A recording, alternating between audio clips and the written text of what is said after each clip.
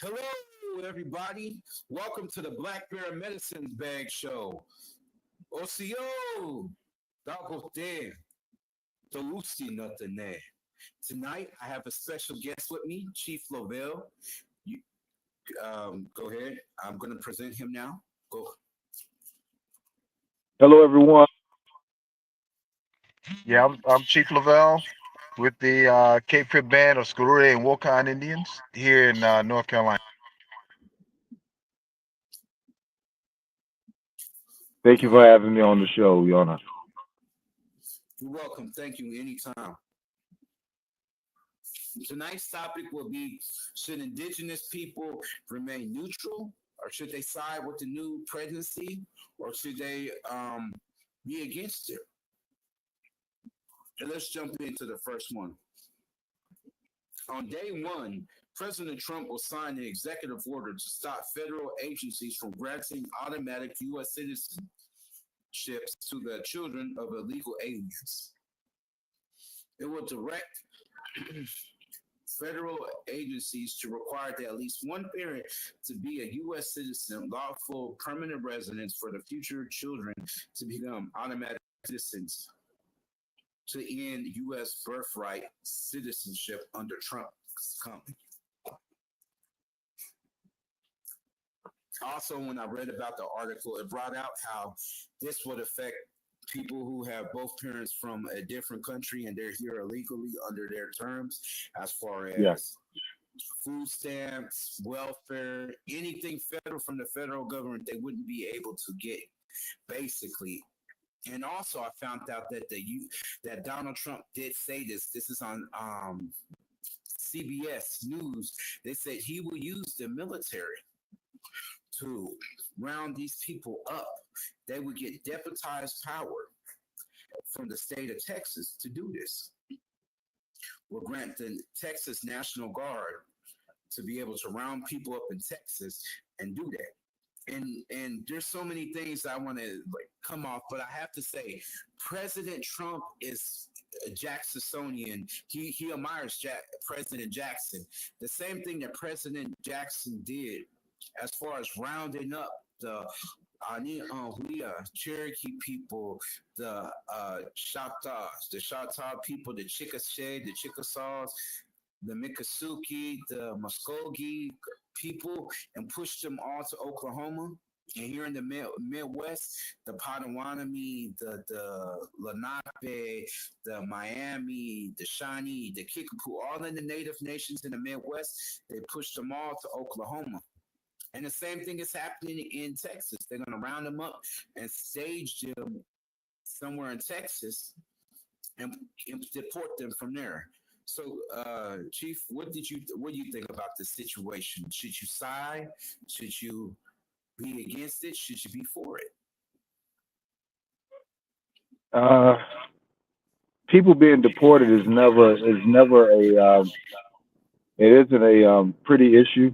I mean, it's a serious issue, and it's not easy to comment on, and sometimes because in one sense the border is something that they created, and indigenous people traveled back and forth freely, but that was then. Today you have things like ISIS, and I think ISIS. I'm talking about the terrorist organizations around the world who are trying to use Mexico as an entry into America.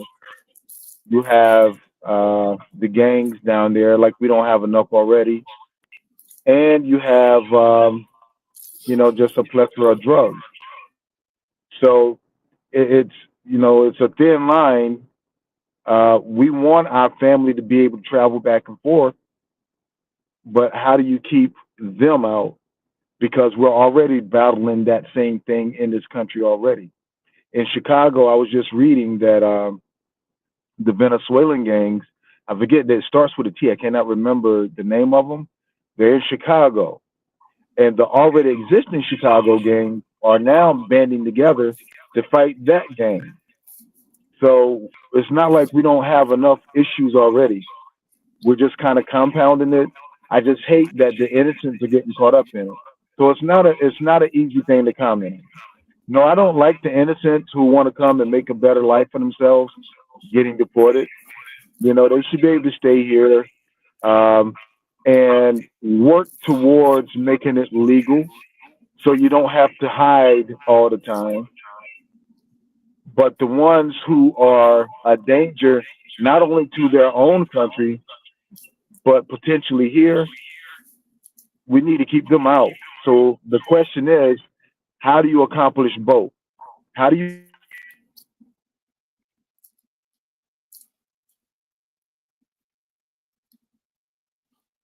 where they are? How do you do that? I don't have an answer for it. Well, well, I would think like this. I think number one, it would depend on like is this person following the law? They go to work, they go to school, they're part of the community. Because have you noticed since the the less and less of Arizona farming, the more increased the food prices are. If they do mass deportation, those food prices will shoot very high unless they have AI robots to take their spots. So I feel like You're those talking people who work. Go ahead. you're talking about the good one. You're talking about the good people. What about Right. the bad? Yeah. Well, the bad people. Uh-huh.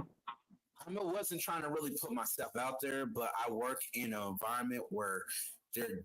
I just work for DLC. I ain't gonna say what state, and Mm. I speak Spanish. And there was a Mexican guy from Mexico who told me, "Hey, it's nice knowing you." I was like, "What are you talking about?" It's like I'm about to be deported back to Mexico City. So what Trump is talking about is already in progress. So if they're already locked up in the system, they're getting them out of here. If you are, they know where you are. They come to get you. If you're getting close to your date to get out, they do. So what they have in particular here is that they have um, mass numbers of people who are about to be released for our work. ICE comes, sends them a letter. As soon as they get out, they sending them back. They Hmm. put them on a thing. Now, what the problem is,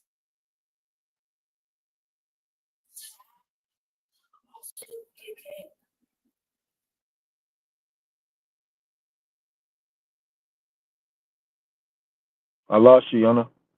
oh yeah, the problem is though is catching the people. So you're gonna have to find the people where they are in order Hmm. to do this. You're gonna have to track down these people. And I feel like with them tearing apart with families, that they are targeting probably predominantly Latino people or African people, people of color, because they talking about family oriented types and they talking about parents who come and bring their children over here. It's not just the bad; they're getting everybody and anybody, and all. It just resonates with the same thing they've been doing for indigenous people for hundreds of years. You know what I'm Hmm. saying? Getting rounding them up. Back in the day was scouts, right? Scouts they would take to say, hey, I Hmm. killed this person. Nowadays they're getting the whole person now. They exterminate the whole groups of people.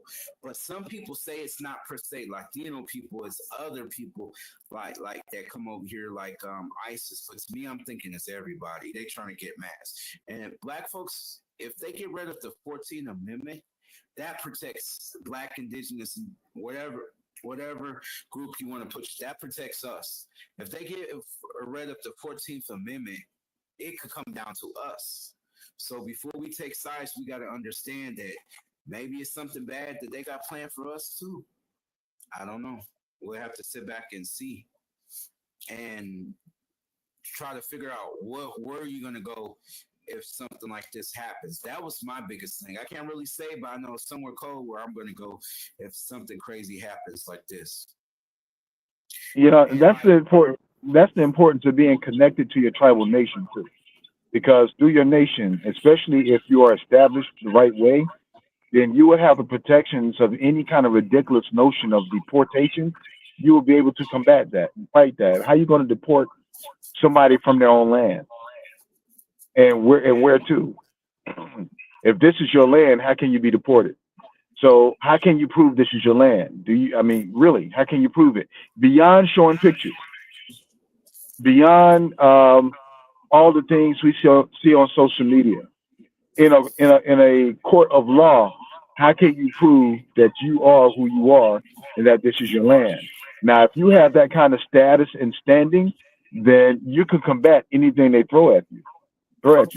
The only way they can get you out of here is if they kidnap you and just ship you off somewhere. Legally and lawfully, you can fight that, in a court if you can prove who you are.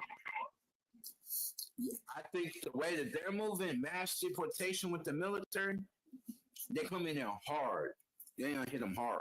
From what I see, if military people get involved, it's not gonna be just battle. They coming hard, like the same way they did, like with the Georgia militia when they got the Cherokees out of Georgia and Alabama and all of that. They came hard the same way they going. They're probably going from city to city. They're probably gonna start in big cities with buses and everything. And Hmm. it's sad because U.S. might have more enemies now. But then again, if we got terrorist people coming across, they didn't mess it up for everybody. Yes, You know what I'm saying? and they But have been spotted right there at the border. People from across the water from the Middle East, they have been spotted trying to cross with some of the Spanish population, trying to blend in. So that goes back to my original question: how do you comb through the people with bad intentions versus the ones who are wanting to come here and better their lives? How do you separate them? And it's not an easy thing to do, in my opinion, and from my observation. I don't have an immediate answer for it. Um, I guess the easiest thing to do is what he's doing, or what he's proposing to do, is round everybody up and send them back. Which to me, that's not a good plan, because now you're not only sending the bad folks back, you're sending the good people back who are trying to get away from the bad folks. So there's not an easy answer for that. I don't have an easy answer for it. I think that they know the United States has intelligence. If they could find Bin Laden, if they could sit down. They know who they let in this country. Hmm. They they have AIs. They have But biotechnology that they can but put then down. Go ahead. they're not letting them in. I'm talking about people who are sneaking in. If it was a process of going through a checkpoint, then they can catch people like that.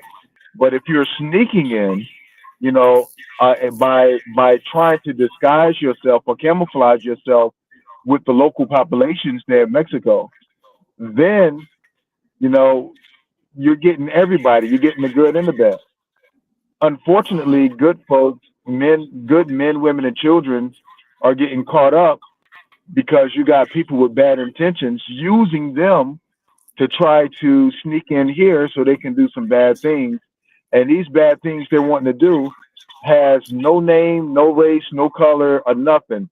If they set a bomb somewhere in a movie, in a ball game, you're gonna have people of all ethnicities and nationalities in a ball game. That's gonna hit everybody.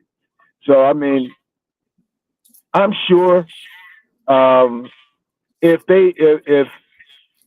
a bunch of those smart people in D.C. got together, put their heads together, both parties, Democrat and Republican, and try to come up with a solution, I bet they could, but I don't really think they want to. Yeah, I think that we need to. I don't know from a million instead of have military people patrol the border more with technology and from the space. I'm sure they can watch people movement and send. But I guess it's catching them, being able to catch them when they're coming across is the hardest part. So that's the part where Yeah, I think they're going to put them because there's already a military force at the border. If I'm not wrong, that's how. But they're going to go into the cities now because they probably know they're already in the cities, and that's why they're staging them. And it's called, I think it's called something. It's a certain part of Texas. I know that much. And you probably. know, Is it around Brownsville or Corpus Christi or somewhere around there? I think it may be like Corpus Christi, that's real close to the border, and they Uh, are, and yeah, they have okay. land there that they're making like a mass deportation um, station where they could just put them on buses. My question is, what if they're not from the United?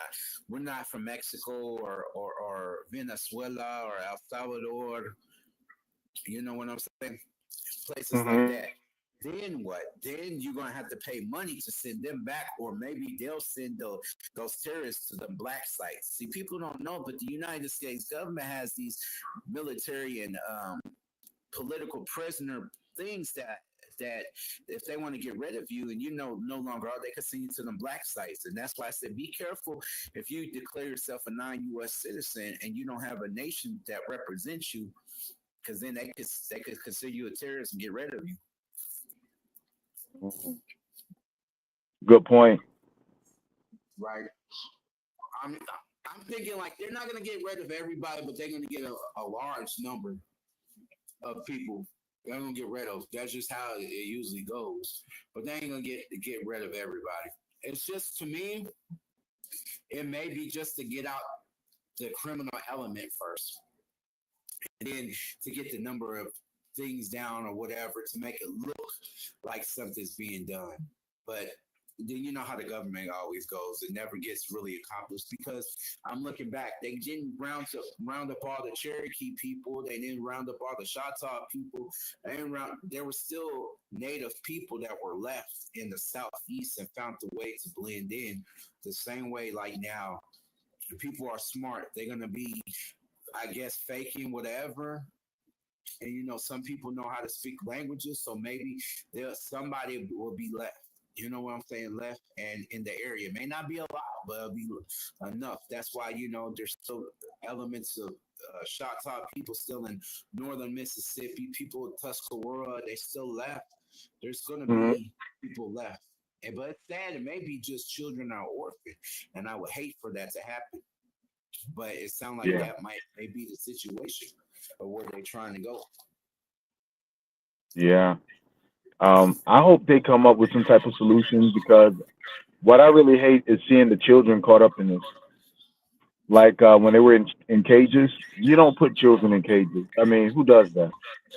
So, Well, United States has been notorious for just, especially from indigenous people, they have had no love, no mercy.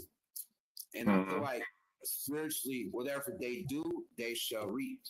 Somebody may do that to the United States one day, or it may come from above, whatever way that is. It may happen to them the same way that they do, it'll come to them. And yeah, so, Th- even looking at boarding schools, after 150 years, 1 year before Biden came into office, boarding schools was still an active thing, and over 1,000 cases of indigenous children were found unalived, basically. Right. So the United States is always doing it. And now when it's dealing with the brown indigenous people from Turtle Island, I feel like they're gonna do to show their most teeth. But to me, I forget, I have to remind people, hey, you guys were immigrants at one time. You guys came from Europe, you guys came from France, England, Spain, Italy. You guys were the undesirable, you guys were poor. Nobody wanted y'all there. Your countries let y'all get on boats and leave. And United States opened her arms up to you and said, come on in. And now you guys forgot that. And now you guys are becoming the same way as what your countries were at one point in time. People feel like, oh, this United States, that's in the past. No, but we keep repeating history. History keeps repeating itself. right. It's And important that each one of us continue to grow, continue to evolve, so we don't repeat our history. right, I'm part of another podcast to talk about that, how to get out of the pattern. If you could actually go back in the past, would you ultimately end up the same place as before?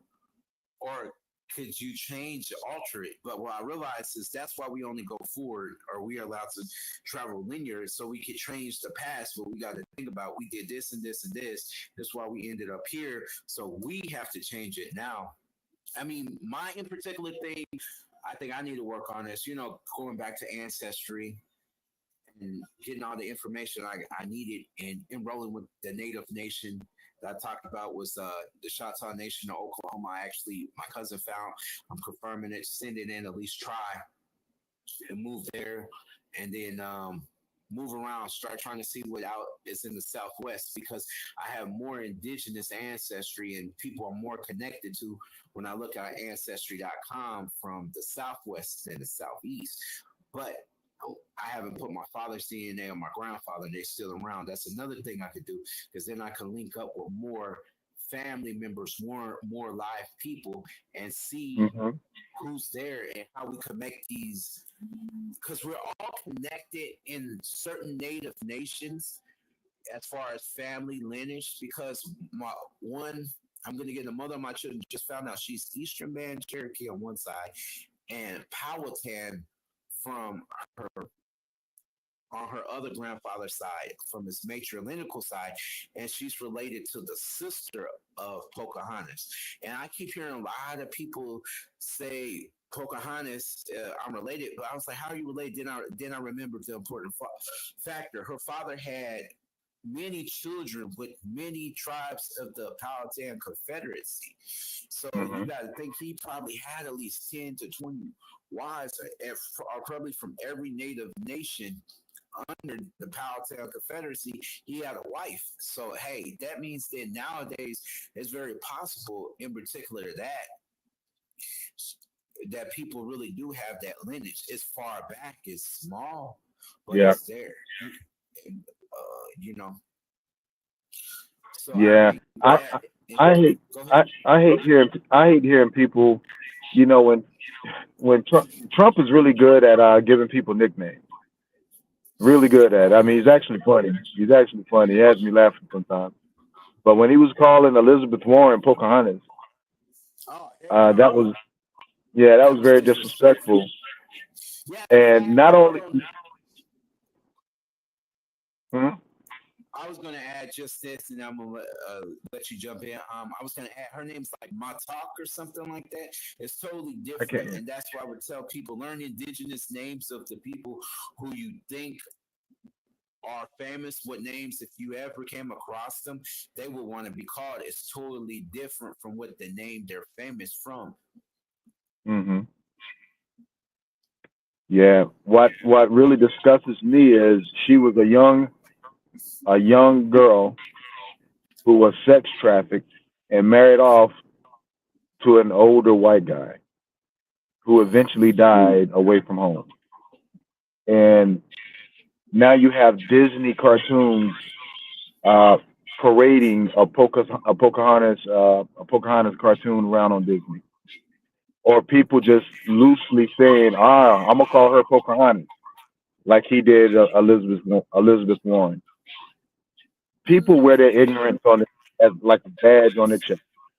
He was showing his ignorance, but it's very disrespectful, and it just shows the climate of the country. There's a lot of disrespect in this country when it comes to indigenous people worldwide.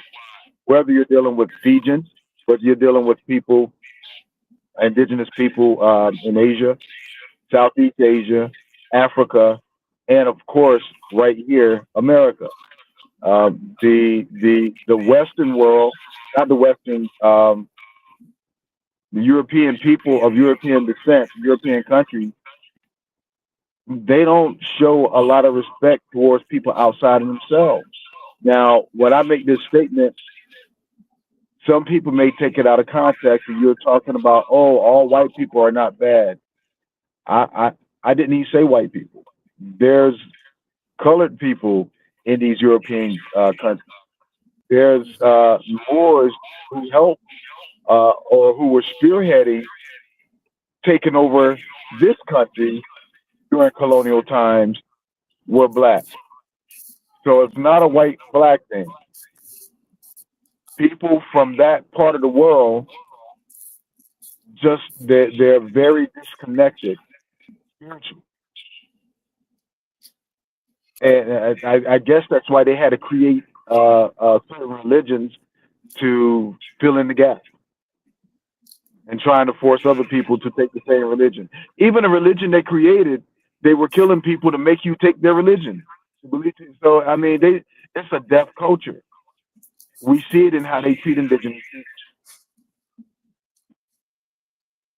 So what we have to do is just continue to study, continue to grow, continue to evolve, continue to be informed, continue to be in the communities, and the most important thing, educate our youth because they're going to be the next ones after us taking the mantle so they can keep moving forward. We keep talking about the seventh generation. Well, we are the seventh generation. We are that seventh generation our ancestors was talking about at one time. What are we going to do for for our seventh generation? They paved the way for us to be here to do what we're doing now. What are we going to do for the ones who's coming after us? Or are we going to be that spiritually? Are we going to be spiritually disconnected like these Europeans? All right. I just want to kind of piggyback off the board. I was in given a teaching from a Hopi guy from Arizona. If you mind, I'll share it with everybody if you don't mind. Um, he was saying that there was this guy named Esteban or Estenico, and he came all the way from Florida. And from Florida, he went to Mexico. From Mexico, he learned the native languages and stuff like that. Became very powerful medicine man. He used the Lord's Prayer and a rattle, and he made it all the way up to the Zuni cities. And he had, and all the native nations, I guess that's a way to make peace with him. They give him a wife and some servants. So he was very powerful. So when he came up to I think it's Albuquerque or one of the Zuni towns, the Zunis told him, "Go away, you can't enter ours." And the Zunis were warriors, and he didn't listen. He entered into the town anyway, and they, I guess, shot him with the arrow. They impaled him, and they actually made a doll to honor his spirit. And they said it's at the coldest part of the year in the winter solstice that his spirit, they honor his spirit, basically. So in a way, you saw people who were afraid of him because of what power he carried, but in a way, um, you saw somebody who needed to kind of not go into an indigenous town because the whole thing was he was on a quest for gold. He was trying to find 7 cities of gold, and all the other native villages would give him a woman and some servants, and then they would send him off. Say it's at that next town, it's the next town, but that one town in New Mexico, they said he thought it was there because the way that the sun was hitting the pueblos of the Zunis, he thought that basically. So get back to the thing was this kind of probably all the greed, conquest. He was definitely a Moor, so he was very intelligent. So Hmm. he was on some conquest type of things. And see, these stories are not told. And this story was told to me from an indigenous idea, not from Spanish, not from an indigenous perspective. I'm like, well, thank you for the story. At first, I thought they were trying to scare me, but then I thought that they're just trying to impart, like, there were black people among us. This is what happened, and I'm glad that they told me that story because who would think there were Moors in the Southwest? You always hear Moors in the southeast, but never in the southwest. And now the Right. Moors were all over this spot in Mexico, in Florida, anywhere the Spanish were, the Moors were right there with them. Yeah. Yeah. You're gonna find more are everywhere, man. Yeah, because it They're was in so Europe. far. They're in Europe. They're in Asia. They're in Russia. They're everywhere. Moors are everywhere, and they look different. Everywhere you go, all Moors don't look the same. They're not all black. They're not all white. Some are in between. Um, Yeah, So it's they're more everywhere. just is that just the Spanish term? Because like when we say moreno, that means like somebody like you and I complexion, just brown or dark. Is that all it means even for the English term? It's just a brown person or dark skinned person? Well, some of these Moors were mixed too. Okay, Yeah. got you. So mixed with a lot of different nations wherever they went, they had a relationship with that nation. hmm Got you. Now Got you. the ones who went up into Spain, they were black. Who went up into Spain and re-educated educated Spain and brought it up to the I think Spain. I forget, was it Cadora? The Hmm. only place in Spain that had sidewalks, had lights and all that kind of stuff. That's where the libraries were. That's where they educated Europe. Right, and Out then of Spain. to the fact where they honor them but disrespect them and make black faces of the Moors coming over there. Did you know that about that celebration that they have of them? No. Have you seen that? Yeah, there's a celebration where they it's lightweight disrespect blackface, or maybe they just honoring them of the Moors. So yeah, they have that thing where they put a black face on, and they have a whole tradition of the Moors. Crazy. Well, I can understand that because the Spaniards ran the Moors out of there too. Oh, okay. So Yeah, it wasn't like there was any love between them. oh yeah, I got you. They were a dominated group. They conquered them, so they let's kick them out. Yeah, Yep. that would make sense. All right, so y'all, today I have. Before I do that, was there anything else you wanted to add about this? What side should you be on? Should you be Uh, for it, against it, or neutral? Worry about you and your family enduring the situation. What I would you think say? it's wherever your heart is telling you to do whatever your heart says.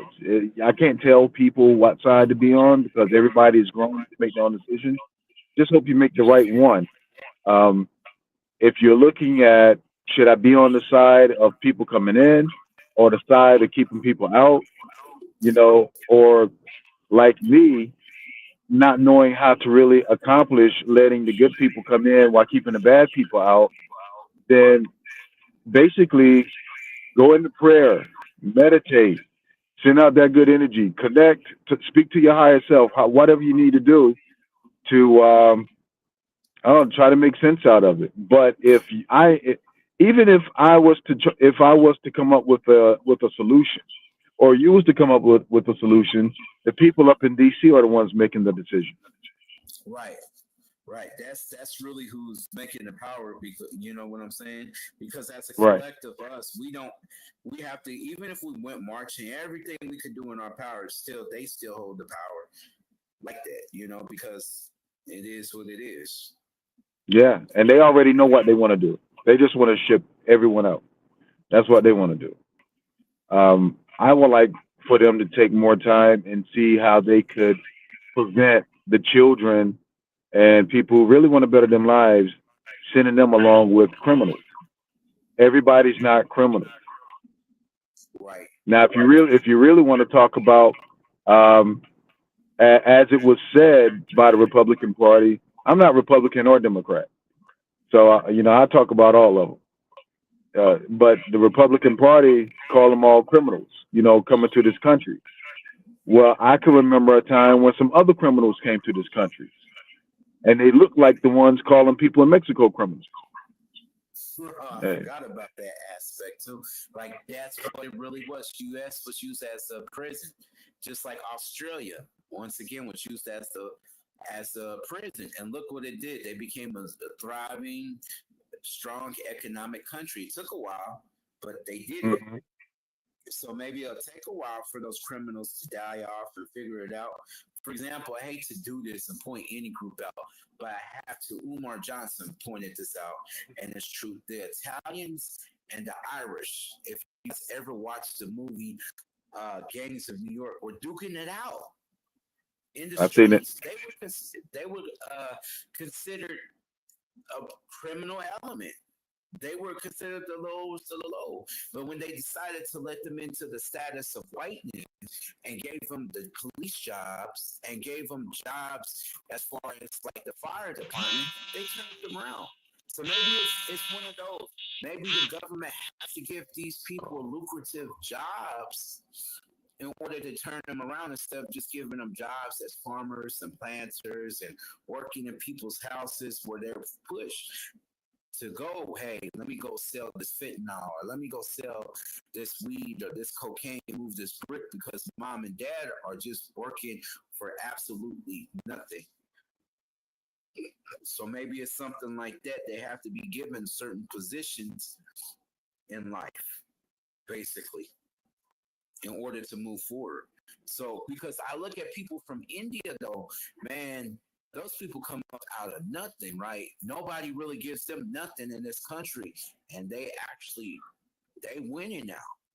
They got the gas Mm-hmm. stations, they got the trucking company, and all they do when I first see them come over here, work 12 hours a day, 6 days a week, and then from the gas station they move on to trucking, and then they get hotels, and you know what I mean. So part of this Yeah. deportation to me is about power and control of the finance, because think about it, now they are sending money back home. Now they growing. Now eventually they won't need the U.S. for nothing no more. 5 or 6 generations from now, they're not going to need, or 7 generations, they ain't going to need the United States. And I think that's the game plan. You know what I'm saying? Is to Yep. get these other people out of here too, who won't work with the United States, who even may be working eventually with the other currency that we know that exists in the world. So I'm thinking like that's an economical movement too, to get them out, not just safety. Safety's one of them, but economic is another aspect of Another problem I see is because of all of these different issues that we're talking about, and many more, you have family members becoming divided. You know, some favoring the Republicans, some favoring the Democrats, and now they're feuding with each other. You know, and it. Right, family and right. friends being split up and divided is just crazy. Right, just like you probably know great well, maybe you could elaborate on the American Revolutionary War when the Haudenosaunee from the Onondaga, the Mohawk, the Tuscarora, the Oneida, the Seneca were first. They was all supposed to keep the peace, right? They're peaceful people, but when the Britain kept pulling on them, half of them went with the British, half of them went with the Americans, to the point they were fighting among themselves, fighting their own brothers. And there's a movie Hmm. about that too, called Bradford, or what was it, Benjamin Bradford? He became a high-ranking Mohawk in the British Army, and he's a famous Canadian actor. He played it well, explained the story. You know what I'm talking about? I No, don't think no, but I you yeah, seen that movie. send me the name, send me the name of that. I'll look it up. That Okay, movie. I will.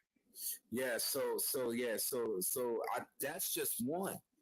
And then you got among the Ani are uh Jalagi people, Cherokee people, half of Alaya and them decided to go. Only 300 Cherokee signed it to let's go, but that affected them. So when they got to Oklahoma, John Ross's party, John Ridge's party, they were having a civil war over Mhm. land. You know what I'm saying? So it's like whatever the United States fights over, Native nations fight each other instead of saying, hey, this isn't our battle. We should maintain what we got, protect ourselves against them. And then I could use the example where Native nations did remain loyal or outside of it that benefited them was they were called loyal Creeks. They decided in the Civil War, hey, we're going to stay in the United States side. We're not going to fight, and they did finally say they fought on the U.S. side, and it benefited them. They got more of their land back in Oklahoma Mhm. because they did fight on the United States side versus the Confederate side, because the Confederates had all the 5 civilized tribes bamboozled again. Yeah.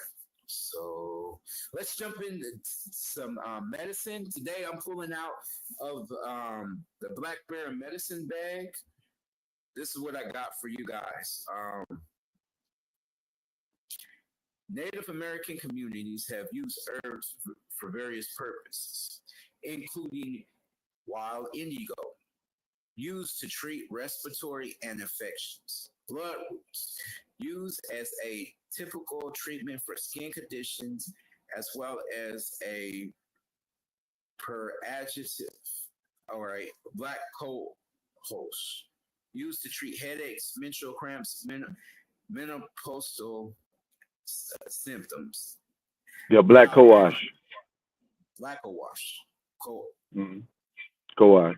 Yeah, black and yeah, blue coash. Now, Mobile, I know that you are herbalist too.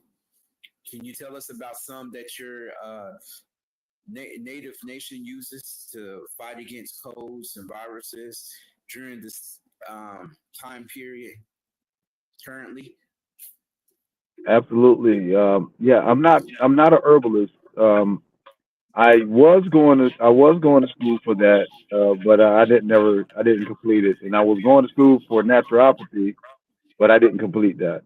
I've done a lot of self study, and I did go to school, go to classes for to become a sports nutritionist. Because of my background in training in martial arts, I thought sports nutrition would be a good adjunct.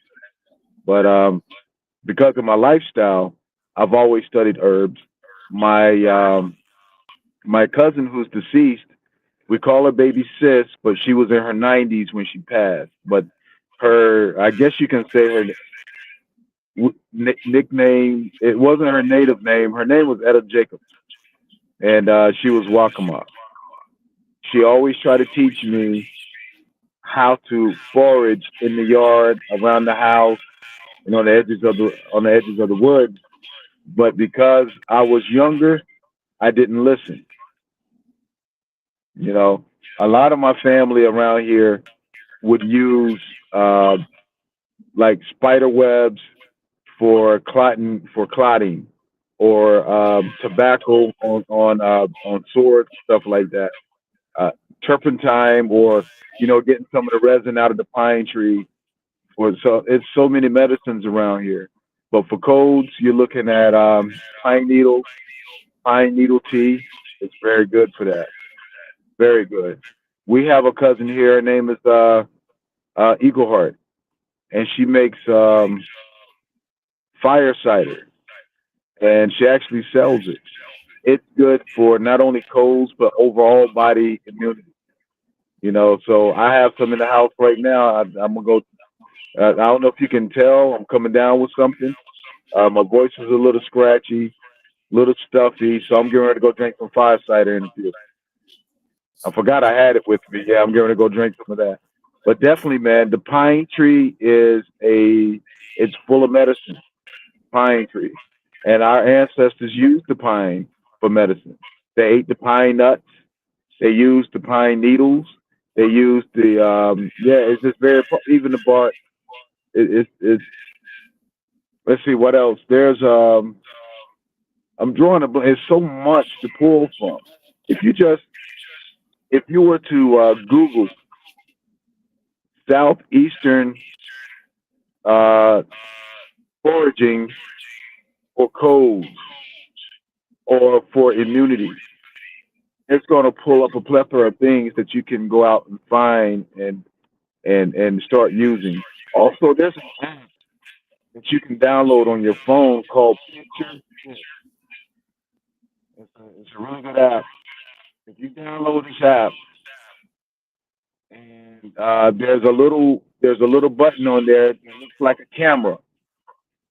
You mash the camera button, hold it up to a anything that grows in the woods, or any bush, any tree, any flower, any plant, and it's going to tell you exactly what that plant is, how you can use it, and it's going to give you a historical breakdown. Sometimes it'll give you a metaphysical breakdown on it. So picture this is a really good app for all of you who's listening if you want to use that. and that's a good thing to start using if you want to start foraging. What's it called? Picture this. Picture this. Okay, I'm gonna have to get that because you know me and my biggest thing was going to the native nations and learning. If I could do it myself, then hey, that might be a step in the right direction. Besides, if I can't get to them, because lately I've been trying to go since I live in Indiana. I was trying to go to the Miami Nation, starting with them. Haven't heard back Hmm. from them, and then I was gonna work my way up to the northern Potawatomi, and then maybe push over to Michigan. These are the native nations that found the way to live in Indiana. Even though Indiana pushed them to Oklahoma, they were smart and able to sign treaties and stuff and stay in Indiana. The only way the Potawatomis were able to stay was because they were Catholics. So they Okay. granted them a way to stay, and that's the same thing with a lot of native nations on the northeast and southeast. They were became Christians not because they wanted to, but that was a way for them to be preserved All right. in the Wait. land. Hey, before I forget, here's another medicine too, because we have an elder. Her name is Mama Corn Silk, and she loves. I get a lot of rabbit tobacco from her. Rabbit Rabbit tobacco. tobacco is good for immunity. It's good for colds. It's good for your lungs. It's a good medicine. Rabbit tobacco. It grows a lot in ditches, and you can find it in the woods and in fields, but you definitely see a lot in ditches. But I want to advise you, don't use rabbit tobacco from ditches because of the pollution, because of the chemicals, not only from automobiles, but from the counties and the state when they spray those chemicals on the ditch banks to keep the weeds and stuff down. So you don't want to mess with any kind of you don't want to do any kind of foraging in the ditches Gotcha. unless it's some kind of ditch that's away from people. If it's a Gotcha. ditch out in the field, that's different. I got you. But a ditch like that's a runoff to like piping systems, you need to leave that alone. Oh yeah. Gotcha. See, you guys, see, I'm growing now. We got people really out here on the Black Bear Medicine Bag that really know how to get out and make this. So I'm not gonna keep you long. You sound sick, so I'm gonna hope that you wish you well. Say a prayer for you, and thank you, brother, for helping me with this episode. Anytime you want to come on, let me know. Or if you ever um, trying to promote something, I'll put you on the show and you could go ahead and promote it. Is there any ceremonies or any festivals that you got going on with the Next Tuscarora? year, 2025 is going to be full of. We got quite a few things going on next year. So the best way to stay up on what we have going on is to go to our Facebook page, Screw Wokon, SKARUEWOCCON. That's two words, not all together. Skarure Wokon. And if you go to that Facebook page, we usually post our events there when we got something that's up and coming. Or you can go to our website as well, SkarureWokon.com, and we usually post stuff there too.